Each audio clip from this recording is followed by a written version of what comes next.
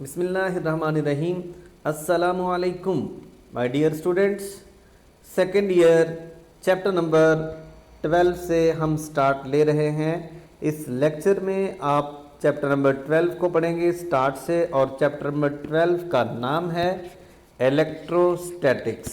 FSc chapter number 12 electrostatics. Electrostatics क्या है? Electrostatics is the combination of two words, electro and statics. Electro का मतलब क्या है? इलेक्ट्रो का मतलब है चार्जेस। इलेक्ट्रिसिटी से ये वर्ड बना है चार्जेस। एंड स्टैटिक मतलब स्टेशनरी, स्टेशनरी या एट रेस्ट। तो चार्जेस को रेस्ट पे या स्टेशनरी चार्जेस की स्टडी का नाम है इलेक्ट्रोस्टैटिक्स। हम चार्जेस के बारे में पढ़ेंगे कि चार्जेस क्या होते हैं, चार्जेस के दरमियान इंटरेक्शन कैसी होती है, अट्रैक्शन है या रिपल्शन है, और बेसिक चार्जेस क्या होते हैं। इलेक्ट्रिक चार्ज की डेफिनेशन को देखते हैं। इलेक्ट्रिक चार्ज एक्चुअली है क्या? हम अक्सर पढ़ते हैं कि चार्ज आ गया इस मटेरियल पे, बॉडी पे चार्ज आ गया, और चार्ज एक्चुअली है क्या? What is charge actually? Charge of a material body is the property, ये एक प्रॉपर्टी का नाम है, due to which it produces and experiences electrical and magnetic effects. Electrical and magnetic effects, तो ये वो किसी मटेरियल की प्रॉपर्टी है जिसकी बेस के ऊपर हम इलेक्ट्रिकल और मैग्नेटिकल इफेक्ट्स को स्टडी करते हैं। मैग्नेटिक इफेक्ट कब आते हैं? जब चार्जेस मोशन में हो, और अगर चार्ज रेस्ट पे है तो उसके ऊपर सिर्फ इलेक्ट्रिक फील्ड होता है। उसकी वजह से आपने चार्ज के बारे में बिल्कुल स्टार्ट में कब पढ़ा था? जब आपने एटम को स्टडी किया, जब आपको एटम के बारे में पता चला कि एटम एक्चुअली है क्या, तब आपने पढ़ा था कि एटम में क्या क्या होता है। ये आप बहुत बचपन से जानते हैं कि एटम में न्यूक्लियस होता है, और न्यूक्लियस में पॉजिटिव चार्जेस होते हैं और इलेक्ट्रॉन्स रिवॉल्व करते हैं अराउंड द न्यूक्लियस। तो कोई भी मैटर किससे बनता है? एटम्स से। An atom consist of protons, neutrons, और ये दोनों कहाँ पे रहते हैं? न्यूक्लियस में, इसलिए इनको कहते हैं न्यूक्लियॉन्स। प्रोटॉन पे पॉजिटिव चार्ज, इलेक्ट्रॉन पे नेगेटिव, और न्यूट्रॉन न्यूट्रल होगा। यहाँ पर क्या होते हैं न्यूक्लियस में? प्रोटॉन्स एंड न्यूट्रॉन्स, और ये हैं इलेक्ट्रॉन्स। किसी भी मटेरियल बॉडी के ऊपर या किसी भी एटम पे चार्ज कब आता है? एज अ होल कोई भी एटम न्यूट्रल होता है। ये एटम न्यूट्रल है, लेकिन अगर ये न्यूट्रल कब है कि इसमें जितने प्रोटॉन्स हैं उतने ही इलेक्ट्रॉन्स हैं। अगर सोडियम की बात करूं तो सोडियम में 11 प्रोटॉन्स हैं और 11 इलेक्ट्रॉन्स। सोडियम पे पॉजिटिव चार्ज कब आता है? जब सोडियम अपना इलेक्ट्रॉन किसी को दे देता है। प्रोटॉन और न्यूट्रॉन नहीं दे सकता। इलेक्ट्रॉन जब किसी को देगा तो इलेक्ट्रॉन देने के बाद उसके पास इलेक्ट्रॉन रह जाएंगे 10 और प्रोटॉन्स होंगे 11। अब ये जो इक्वालिटी डिस्टर्ब हुई है, जिस तरफ को ये इक्वालिटी डिस्टर्ब हो वो ही चार्ज आ जाता है। अब प्रोटॉन्स की तादाद एक ज़्यादा है। फंडामेंटल ऑफ इलेक्ट्रोस्टैटिक्स जानना ज़रूरी है कि जो लाइक चार्जेस होते हैं, अनलाइक चार्जेस क्या करते हैं? एक दूसरे से प्यार अट्रैक्ट करते हैं। जैसे ये नेगेटिव है और ये पॉजिटिव है, ये दोनों एक दूसरे को चाहते हैं, अट्रैक्ट करते हैं। जबकि लाइक चार्जेस, जैसे ये इलेक्ट्रॉन है और ये भी इलेक्ट्रॉन है, इनकी आपस में दुश्मनी होती है। यानी प्रोटॉन इलेक्ट्रॉन को रिपेल करते हैं। तो ये बेसिक है, फंडामेंटल थ्योरी है इलेक्ट्रोस्टैटिक्स की। और प्रॉपर्टीज़ क्या है चार्ज की? प्रॉपर्टीज़ ऑफ चार्ज के बारे में हम पढ़ रहे थे। सबसे पहली बात है कि यूनिवर्स में चार्ज बैलेंस रहता है, कंजर्व रहता है, कांस्टेंट रहता है। यूनिवर्स में एक बार जितना भी चार्ज आ चुका है उससे ना बढ़ता है ना कम होता है, ठीक है। फॉर एग्जांपल सोडियम की बात जैसे मैंने की थी, सोडियम के पास एक प्रोटॉन एक इलेक्ट्रॉन उसने किसी को दे दिया, तो सपोज वो क्लोरीन ने ले लिया, तो क्लोरीन और सोडियम एज अ होल ये न्यूट्रल ही हैं। सोडियम में अगर एक के ऊपर अगर पॉजिटिव चार्ज आ गया तो उसके ऊपर एक नेगेटिव चार्ज आ गया, वो ख़त्म नहीं हुआ। किसी भी आइसोलेटेड सिस्टम में चार्ज कंजर्व रहता है। Quantization of charge that is very much important. ये मिलीकैन ने एक्सपेरिमेंट्स किए और हमें उसने ये फार्मूला बताया कि चार्ज क्वांटाइज्ड है, यानी उसकी वैल्यू है डिस्क्रीट। चार्ज की वैल्यू डिस्क्रीट होती है, फ्रैक्शन में नहीं हो सकती। ये integral multiple of this value होता है, यानी charge is integral multiple of. ऐसा नहीं हो सकता कि चार्ज इस क्वांटिटी का 1.5 हो जाए, 0.5 हो जाए, 2.5 हो जाए, 1/3 हो जाए, 2/3 हो जाए। ये मल्टीप्लाई होगा किसी भी बॉडी पे, छोटी सी बॉडी हो, बहुत बड़े साइज की बॉडी हो, उसके ऊपर चार्ज इस बेसिक चार्ज का इंटीग्रल मल्टीपल। इंटीजर मतलब होता है 1 2 3 4 5 7 6 7, किसी भी डिजिट से मल्टीप्लाई करेंगे तो टोटल चार्ज आएगा। Charge is always associated with mass. ऐसा नहीं हो सकता कि किसी पार्टिकल के ऊपर या किसी चीज के ऊपर चार्ज आ जाए तो उसका मैस 0 हो जाए, ठीक है।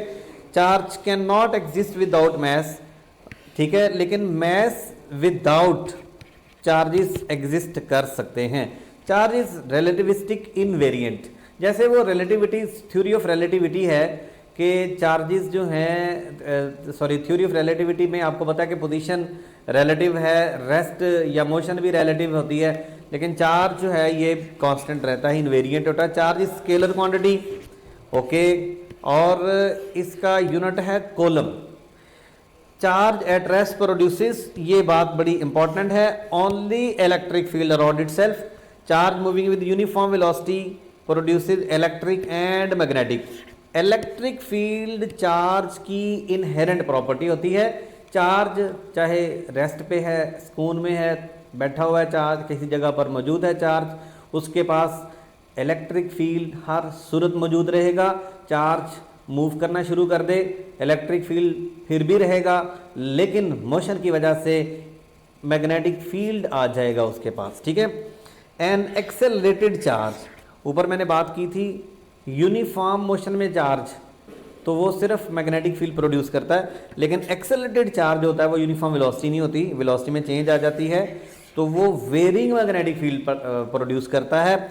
इस कॉन्सेप्ट को फर्दर चल के हम पढ़ेंगे चैप्टर नंबर 16 में और बल्कि चैप्टर 14 में। नेक्स्ट अब हम पढ़ना चाहते हैं interaction between charges. Interaction between charges, दो चार्जेस के दरमियान ताल्लुकात। अब ये कैसे ताल्लुकात हो सकते हैं? इंटरेक्शन का वर्ड जो है हम कॉम्प्रिहेंसिवली इंटरेक्शन का वर्ड इस्तेमाल करते हैं, लेकिन इंटरेक्शन का मतलब क्या होता है? अट्रैक्शन या रिपल्शन। अट्रैक्शन भी हो सकता है, रिपल्शन। तो याद रखिए जब भी मैं लफ्ज़ इंटरेक्शन बोलूं तो आप समझ जाइएगा कि इसका मतलब या तो अट्रैक्शन हो सकता है या रिपल्शन हो सकता है। यू नो कि अट्रैक्शन कब होती है, रिपल्शन कब होती है। ये इंटरेक्शन के बारे में हमें इन बाबा जी ने, बुजुर्गों ने बताया, इन्होंने इंटरेक्शन के रूल बता दिए जिसका नाम है कूलम्ब्स लॉ। और कूलम्ब एक्चुअली ये मिलिट्री इंजीनियर था, मिलिट्री इंजीनियर। इसने तकरीबन 9 इयर्स सर्व किया था वेस्ट इंडीज़ में as a military engineer. Actually ये फ्रांस में का रहने वाला था, लेकिन इसने मिलिट्री इंजीनियर था और वहाँ से फिर ये वापस फ्रांस गया, क्योंकि इसका साइंस के साथ बहुत ज़्यादा लगाव था और इसकी बेस के ऊपर इसने बहुत सारे एक्सपेरिमेंट्स किए चार्जेस के ऊपर, इंटरेक्शन के ऊपर, और फिर उसके बाद इसने कूलम्ब्स लॉ यानी अपना एक लॉ बनाया, थ्योरी पेश की, और इसकी बेस के ऊपर इनके नाम के ऊपर चार्ज का यूनिट बना कूलम्ब। ये कब? इनके नाम पे, इसकी ऑनर में 1908 में, ठीक है। मिलिट्री के स्पेलिंग मैंने कहा करेक्ट कर लूँ, आपको पता होना चाहिए फिजिक्स में स्पेलिंग की मिस्टेक नहीं होती। लो जनाब, फिर इम्पोर्टेंट आर्टिकल है इस चैप्टर का, कॉलम्स ला पढ़ते हैं। What is statement? The force between 2 point charges. ये 2 पॉइंट चार्जेस कोई भी हो सकते हैं, negative positive, positive positive, like charges हो सकते हैं, अनलाइक चार्जेस हो सकते हैं। उनके दरमियान जो फोर्स होती है that is directly proportional to the product of the magnitudes. Product is important and inversely proportional to the square of the distance between them. ये बात हम अगर मैथमेटिकली समझें तो ज़्यादा आसान है। मैथमेटिकल फॉर्म जब आप इसको as a long question FSC students, ICS students लिखते हैं तो स्टेटमेंट याद रखिए, स्टेटमेंट का लफ्ज़ तब ही यूज़ किया जाता है जब किसी का लॉ हो या कोई रूल हो, ठीक है, तो स्टेटमेंट का लफ्ज़ वहीं पे यूज़ करते हैं। कई स्टूडेंट्स इसको डेफिनेशन लिखते हैं, डेफिनेशन का वर्ड सूट नहीं करेगा यहाँ पर। सो what is mathematical form? Force between 2 charges is directly proportional to the product of their magnitudes and inversely proportional to the square of the distance between their centers. Suppose मेरे पास 2 charges हैं, एक है Q1 और दूसरे का नाम है Q2। इनके सेंटर्स के दरमियान का डिस्टेंस है R। तो ये दोनों चार्जेस एक दूसरे के ऊपर एक ऐसी फोर्स अप्लाई करेंगे जो कि डायरेक्टली प्रोपोर्शनल है product of the magnitude of the charges and inversely proportional to the square of the distance between them. अगर आप ये चार्जेस को दूर लेके जाएंगे तो समझ तो गए होंगे फोर्स डिक्रीज होगी, और अगर हम चार्जेस की मैग्नीट्यूड को बढ़ाते हैं तो फोर्स बढ़ेगी। ओके, डायरेक्टली प्रोपोर्शनल का साइन जब ख़त्म करते हैं आप पढ़ते हैं कि एक कांस्टेंट आता है और उस कांस्टेंट को हमने फिलहाल कांस्टेंट ही लिखा। इस कांस्टेंट की वैल्यू कॉलम साहब ने एक्सपेरिमेंटली फाइंड आउट की, एक्सपेरिमेंटली उसने बताया कि के जो है इन सिस्टम इंटरनेशनल, इसकी डिफरेंट सिस्टम्स में डिफरेंट वैल्यू हो सकती है, ये याद रखिएगा। तो के की वैल्यू है 9 × 10⁹ न्यूटन मीटर स्क्वायर पर कॉलम स्क्वायर। इसका यूनिट कैसे फाइंड आउट किया जा सकता है? इसको हमने इसका नाम रखा के, और के का यूनिट फाइंड करना कोई मुश्किल काम नहीं है। F = K Q1 Q2/R²। जिसका यूनिट फाइंड करना हो उसको एक साइड पे ले जाएं, साइड पे ले जाना तो आता ही होगा, FR² Q1 Q2। तो F का यूनिट क्या है जनाब? न्यूटन, और R का मीटर स्क्वायर, R² है मीटर स्क्वायर पर कॉलम स्क्वायर, और K को उसने कहा कि ये है 1/4 पाई एप्सिलॉन नॉट। क्या इसको पढ़ना है? एप्सिलॉन नॉट, ठीक है, यानी ये है एप्सिलॉन नॉट।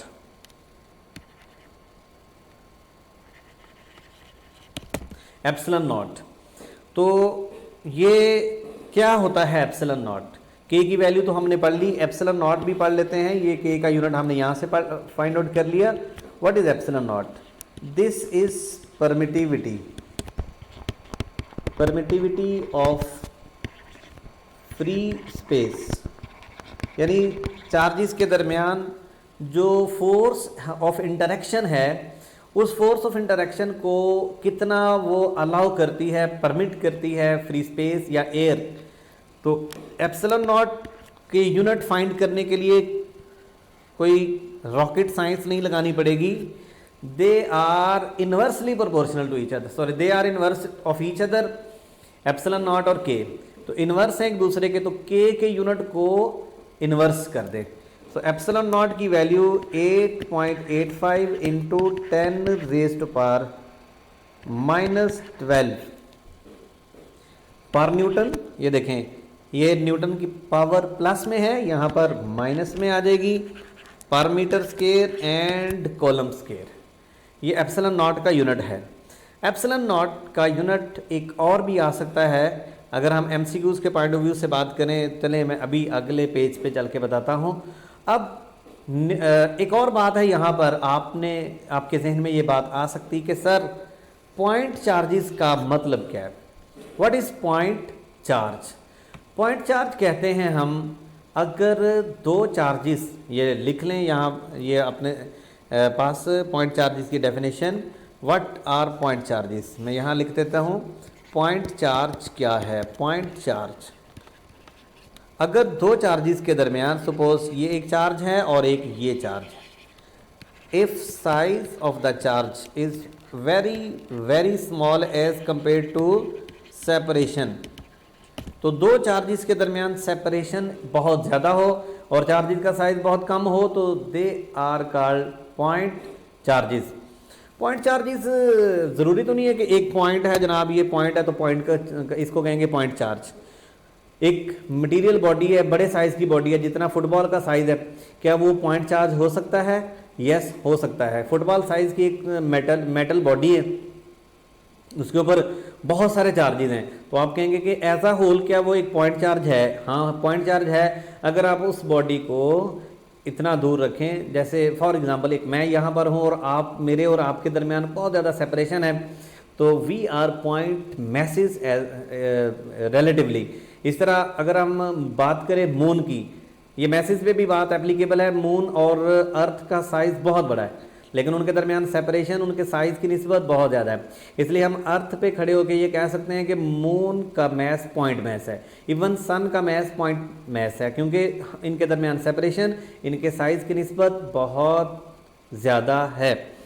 तो Coulomb's law is applicable for point charges. अगर बहुत चार्जेस ये हैं चार और ये चार्ज इसके करीब आ गया, तो आपको कूलम्स लॉ एप्लीकेबल नहीं होगा। Coulomb's law is applicable for point charges. और अब हम बात करते हैं कि ये फोर्स लगती कैसे है। ये फोर्स, हम एप्सिलॉन नॉट का एक यूनिट और बताने जा रहा था मैं आपको, ये है just for your knowledge, MCQs के पॉइंट ऑफ व्यू से, क्योंकि ये जो लेक्चर्स हैं they are equally important for the students who are preparing entrance test. तो एंट्रेंस टेस्ट के स्टूडेंट्स चाहे ई कैट के हों, एम डी कैट के हों, उनके लिए भी ये फ्रूटफुल होंगे अगर आप कॉन्सेप्ट्स लेना चाहते हैं। जनाब एमसीक्यूज के पॉइंट ऑफ व्यू से मैंने आपको बता दिया एप्सिलॉन नॉट का यूनिट, जैसे कि C is equal to A epsilon naught over d होता है। ये अभी आगे चल के पढ़ाया जाएगा, लेकिन यूनिट अभी याद करवाने के लिए मैंने लिखा है, क्योंकि ये 2018 में ई कैट पे सवाल आ चुका है। ठीक है, 2018 में कि कैपेसिटेंस के यूनिट क्या, एप्सिलॉन नॉट के क्या क्या यूनिट होते हैं। तो C D over A is equal to epsilon naught. C का होता है farad, metre over metre square, you will get farad per meter. So this is also the unit of epsilon naught, farad per meter. अभी कैसे ये आया मैंने आपके सामने लिख दिया, लेकिन अभी मैंने ये टॉपिक पढ़ाना है आगे चल के। ठीक है, अब ये फोर्स किस तरह से लगती है बेटे? ये फोर्स एक लाइन में लगती है, जैसे ये आपके सामने है। ये फोर्स बिल्कुल दो चार्जेस के दरमियान एक स्ट्रेट लाइन में एक्ट करती है, the line joining the charges. अब ये चार्ज नंबर 2 है और ये चार्ज नंबर 1 है। ठीक हो गया। अब चार्ज नंबर 2 के ऊपर फोर्स ऑफ रिपल्शन लगेगी opposite, away from this charge. इसको हम यूँ लिखेंगे 2 1। ये जो पहले लिखा होगा ना, इसका मतलब होगा ऑन, और ये जो बाद में लिखा होगा इसका मतलब होगा ड्यू टू। अब आप इसको किस तरह से रीड आउट करेंगे? Force on charge 2 due to charge 1। ऐसे ही यहाँ इसको क्या पढ़ना है? ऑन, और इसके लिए ड्यू टू। तो ये जब भी लिखा हो ये बात पढ़ना सीख लीजिए, force on charge 1 due to charge 2। अब जरा क्लियरली देखें कि ये वाली फोर्स और ये वाली फोर्स, ये दोनों एक दूसरे के अपोजिट लग रही हैं, एक दूसरे के साथ 180 डिग्री का एंगल बना रही हैं, लेकिन ये दोनों फोर्सेस की मैग्नीट्यूड इक्वल है। तो हम लिख सकते हैं F12 is equal to minus F21। ये एक्शन रिएक्शन भी है, जिस तरह न्यूटन थर्ड लॉ है एक्शन रिएक्शन। तो ये दोनों फोर्सेस मैग्नीट्यूड में इक्वल है लेकिन अपोजिट डायरेक्शन में। एक बात ये भी याद रखिएगा कि कूलम फोर्स म्यूचुअल फोर्स होती है। एक चार्ज है जिसकी मैग्नीट्यूड है सपोज Q1 100 माइक्रोकूलम, माइक्रो ये माइक्रो का सिंबल है, और Q2 है 2 माइक्रोकूलम। अब Q1 Q2 पे ज़्यादा फोर्स लगाएगा या Q2 Q1 पे ज़्यादा फोर्स लगाएगा? सोचिए, दोनों एक जैसी फोर्स लगाएंगे। ये बात सिर्फ कूलम फोर्स के लिए एप्लीकेबल नहीं है, याद रखिए कूलम्स लॉ जो है that is analogue of Newton's law of gravity. So coulomb's law क्या है? एनालॉग, ये एनालॉग है न्यूटन्स लॉ ऑफ ग्रेविटी, यानी ये न्यूटन के लॉ ऑफ ग्रेविटी की तरह। जैसे ये मेरे पास एक पॉइंटर है, सपोज मैं कहता हूँ इस पॉइंटर का मैस है 100 ग्राम, ठीक है, और अगर आप इसका वेट फाइंड करना चाहते हैं तो उसको g से मल्टीप्लाई कर दीजिए। 100 ग्राम का मतलब है 0.1 kg, ठीक है, इसको 10 से मल्टीप्लाई करूंगा तो आ जाएगा 1 न्यूटन। तो इस पॉइंटर का वेट है 1 न्यूटन, इसका मतलब है अर्थ इसको अट्रैक्ट कर रही है विद 1 न्यूटन फोर्स, और ये भी अर्थ को अट्रैक्ट कर रहा है विद 1 न्यूटन फोर्स। तो ग्रेविटी की फोर्स भी म्यूचुअल फोर्स होती है और कूलम्स फोर्स भी म्यूचुअल फोर्स होती है। जितनी फोर्स Q1 लगाएगा Q2 पे, उतनी ही फोर्स Q2 Q1 पे लगाएगा। ऐसे एमसीक्यू से कंफ्यूज नहीं होना।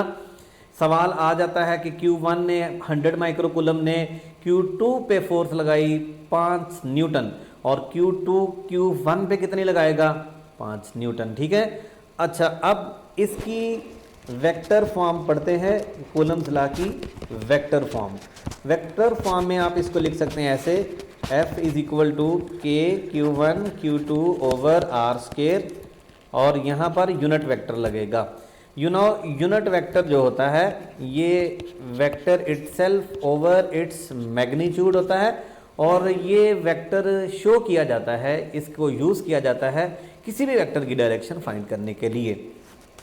अगर मैं इसको ऐसे लिख दूं F12, तो फिर इसकी कुछ शक्ल ऐसी बनेगी R12, यूनिट वेक्टर ये आ जाएगा। इसी तरह F21 that will be equal to k Q1 Q2 over r square R21, ठीक है। तो ये ऐसे भी लिखा जा सकता है, F21 is equal to minus के Q1 Q2 over r square R12। मैंने इसको अगर बदला तो यहाँ पर माइनस साइन आएगा। ये था वेक्टर फॉर्म कूलम्स लॉ की, कि कूलम्स लॉ की वेक्टर फॉर्म में हम वेक्टर की शक्ल में लिखना चाहते हैं। अब ये वाली जो फोर्स हम पढ़ चुके हैं अभी तक, F is equal to k Q1 Q2 over r square, force inverse square law को फॉलो करती है। अगर हम ग्राफ बनाना चाहें फोर्स के दरमियान और आर के दरमियान, तो ये होगा इस तरह से ग्राफ, ठीक है। ये है इनवर्स स्केयर लॉ को फॉलो करता हुआ। फोर्स आर के बढ़ने के साथ साथ फोर्स कम होती है, और अगर मैं इस साइड पे ले लूँ आर स्केयर 1/r स्केयर, और इधर फोर्स है, तो ये स्ट्रेट लाइन आ जाएगा, ठीक है, क्योंकि force is directly proportional to 1/r square. Okay, ये तो पढ़ा आपने कूलम्स लॉ की वेक्टोरियल फॉर्म। और ये जो फोर्स आपने पढ़ी है k Q1 Q2 over r square, this is for vacuum when there is no medium between charges. तो कूलम्स फोर्स मीडियम पे डिपेंड करती है। इससे पहले कि मैं कूलम फोर्स की बात करूं, ये भी बता दूं कि किस किस से डिपेंड करता है। के की डिपेंडेंस दो चीज़ों पे होती है, सिस्टम ऑफ यूनिट्स, यानी 9 × 10⁹ सिर्फ सिस्टम इंटरनेशनल में है, लेकिन अगर CGI सिस्टम है तो इसकी वैल्यू वेरी कर जाएगी, ठीक है। तो के की वैल्यू एक तो डिपेंड करती है सिस्टम ऑफ यूनिट्स, और दूसरी डिपेंड करती है मीडियम पे, ठीक है। अब हम बात करने जा रहे हैं effect of medium on force. कौन सी force? Electrostatic force, Coulomb's force. याद रख लीजिए एमसीक्यूज के पॉइंट ऑफ व्यू से, force, electric field intensity, electric potential, electric flux, energy,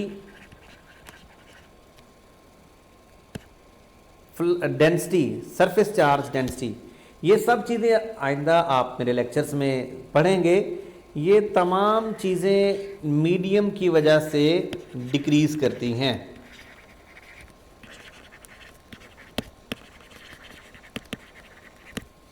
so force, electric field intensity, electric potential, flux, energy, ये और surface charge density ये डिक्रीज करती हैं एक्सेप्ट, यानी तमाम चीज़ें डिक्रीज करती हैं एक्सेप्ट कैपेसिटेंस के।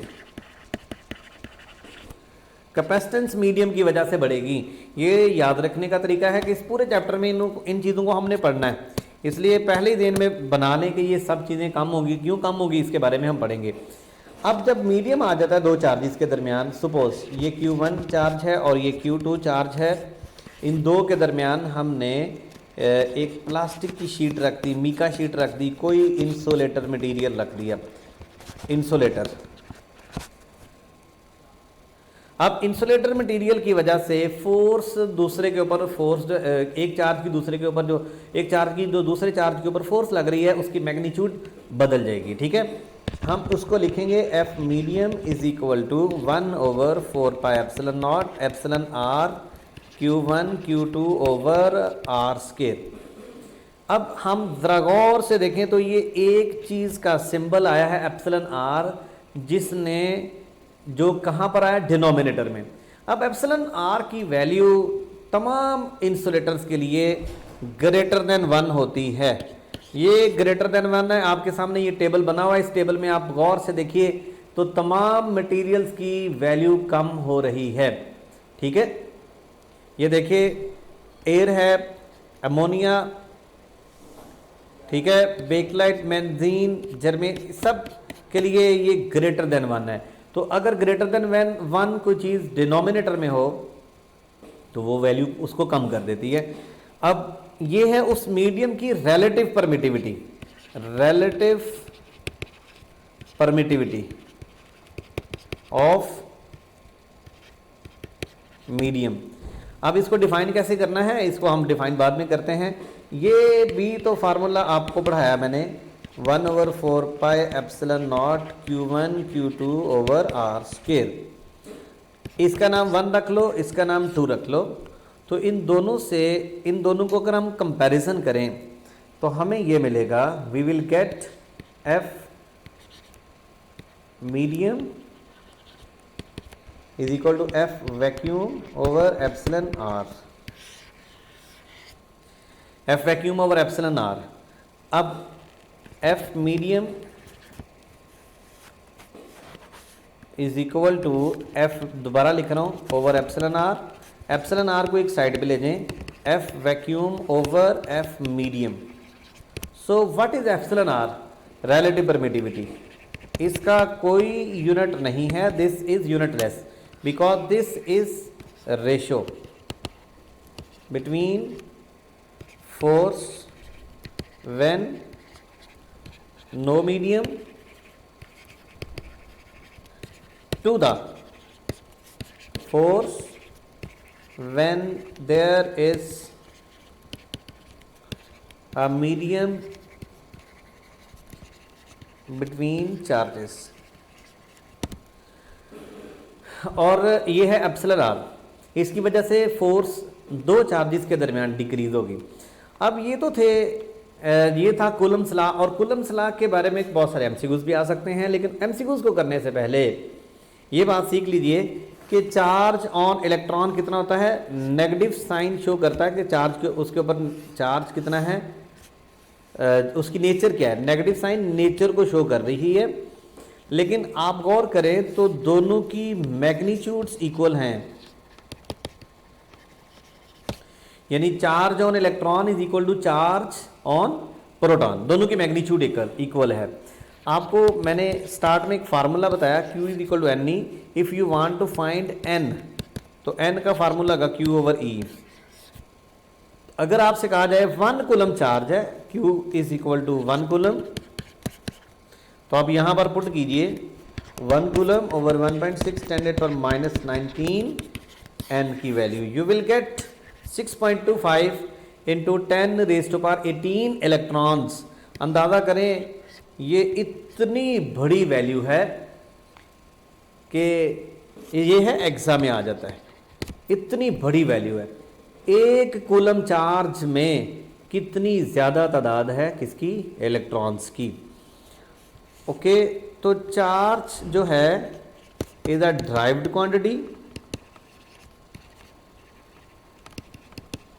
चार्ज एक ड्राइव्ड क्वांटिटी है, और which is product of two base quantities, this is base, this is base.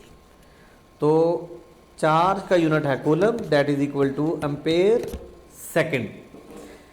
और चार्ज का दूसरा नाम लिख सकते हैं क्वांटिटी ऑफ इलेक्ट्रिसिटी,